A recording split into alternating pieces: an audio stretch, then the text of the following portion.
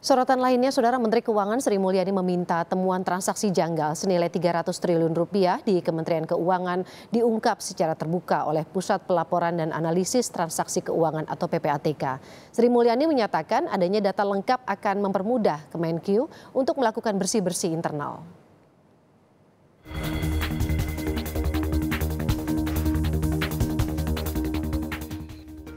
Menteri Keuangan Sri Mulyani buka suara soal temuan transaksi janggal sebesar 300 triliun rupiah di Kementerian Keuangan.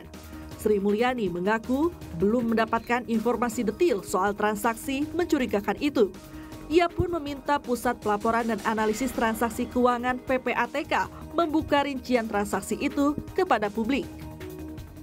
Sampai siang hari ini saya tidak mendapatkan informasi 300 triliun itu ngitungnya dari mana, transaksinya apa saja, siapa yang terlibat. Saya tanyakan kepada Pak Ivan 300 triliun itu seperti apa Mbok? Ya disampaikan aja secara jelas kepada media. Siapa-siapa yang terlibat, pohon transaksinya seperti apa. Dan apakah informasi itu bisa di-share ke publik, apakah informasi itu menjadi bukti hukum? Monggo, makin detail makin bagus. Saya juga ingin tahu supaya saya tahu siapa saja yang makin terlibat sehingga pembersihan kita juga lebih cepat. PPATK sendiri mengklaim telah menyerahkan laporan informasi hasil analisis kepada Kementerian Keuangan.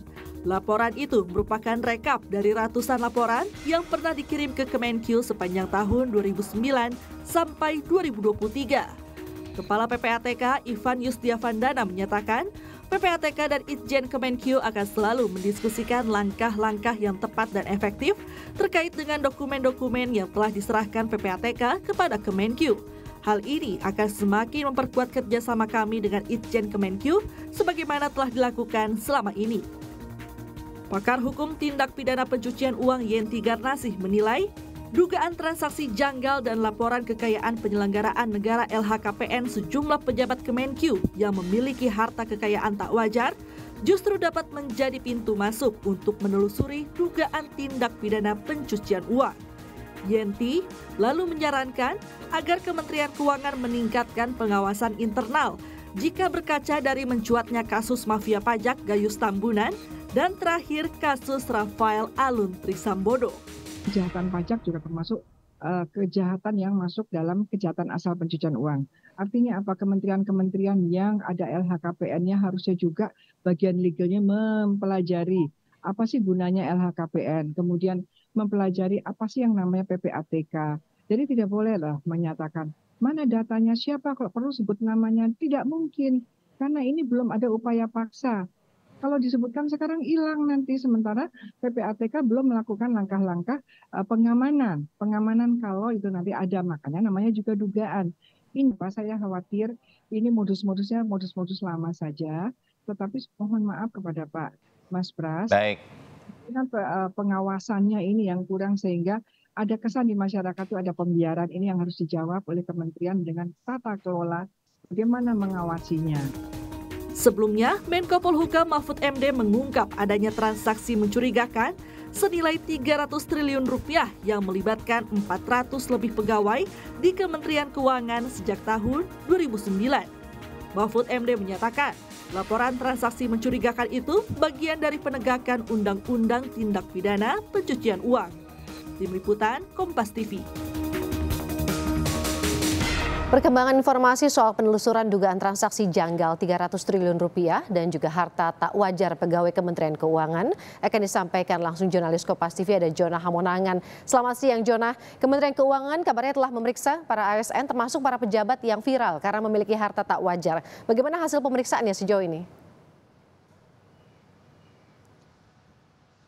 Ya, untuk pemeriksaan masih terus dilakukan oleh Inspektorat dari Kementerian Keuangan, di mana fokusnya adalah memeriksa 69 pegawai yang terindikasi memiliki LHKPN yang tidak wajar. Jadi ini dimasukkan dalam kategori high risk. Jadi ASN yang memiliki risiko tinggi. Mengapa dikatakan berisiko tinggi? Dikarenakan memang ada transaksi tidak wajar ataupun ada laporan yang valid mengenai mungkin ada transaksi dana yang mencurigakan. Nah, mengenai ada pemeriksaan, jadi memang saat ini sifatnya masih disebut dengan klarifikasi dan ini sudah dilakukan dari minggu lalu. Jadi sudah ada pejabat kurang lebih mungkin ada sekitar 10 pejabat yang dipanggil oleh Kementerian Keuangan, tapi ketika kami tanya siapa saja nama dan jabatannya dari pihak internal tidak memberikan, dikarenakan memang ini masih menunggu pemeriksaan. Bila nanti setelah dilakukan klarifikasi ditemukan adanya temuan yang tidak wajar ataupun ditemukan adanya indikasi pencucian uang, maka akan masuk ke langkah berikutnya, apakah ini masuk ke pelanggaran pidana ataupun ada langkah lain. Dan juga nanti ada tindakan indisipliner kepada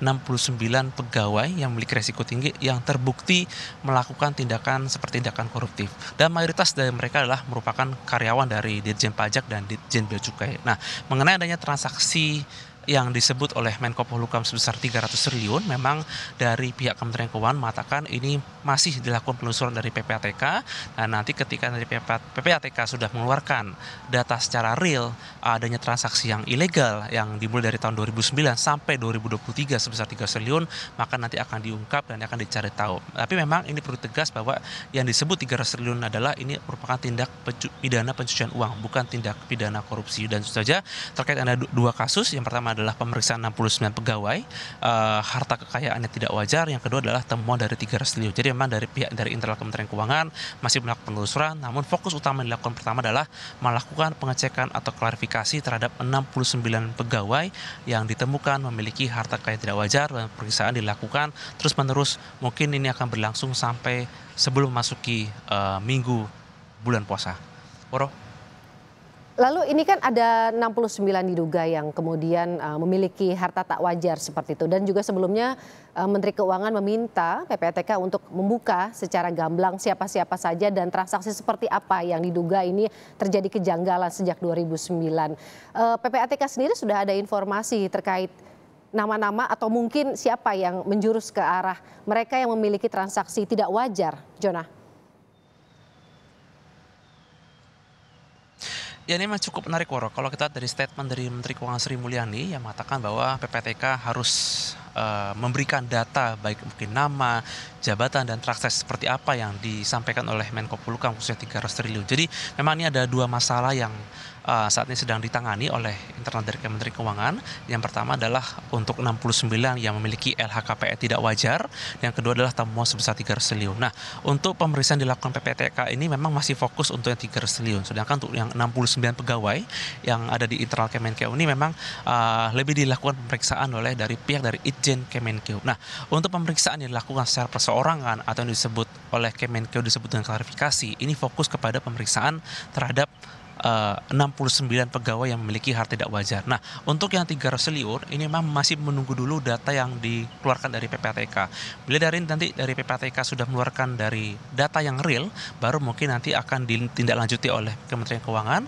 Apakah nanti akan dilakukan seperti klarifikasi sama seperti 69 pegawai atau tidak. Tapi memang fokus utama adalah menunggu data resmi dari PPATK, baik mungkin data, sumber, dan juga terkait dengan tindak pidana atau kemungkinan tindak pidana dilakukan.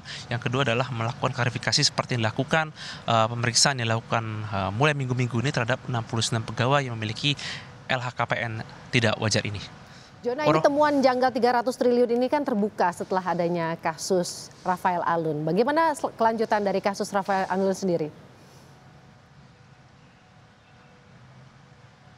Ya, dari informasi yang kami dapat untuk RAT sedang dalam proses untuk dipecat, dan tentu saja ini merupakan bukti atau komitmen dari Kementerian Keuangan untuk melakukan bersih-bersih khususnya terhadap pegawai atau ASN yang nakal. Nah, untuk proses pemecatannya ini memang saat ini memang untuk surat menyurat atau proses masih sedang dalam dilaksanakan, dan tentu saja kami masih menunggu kapan resminya akan dipecat.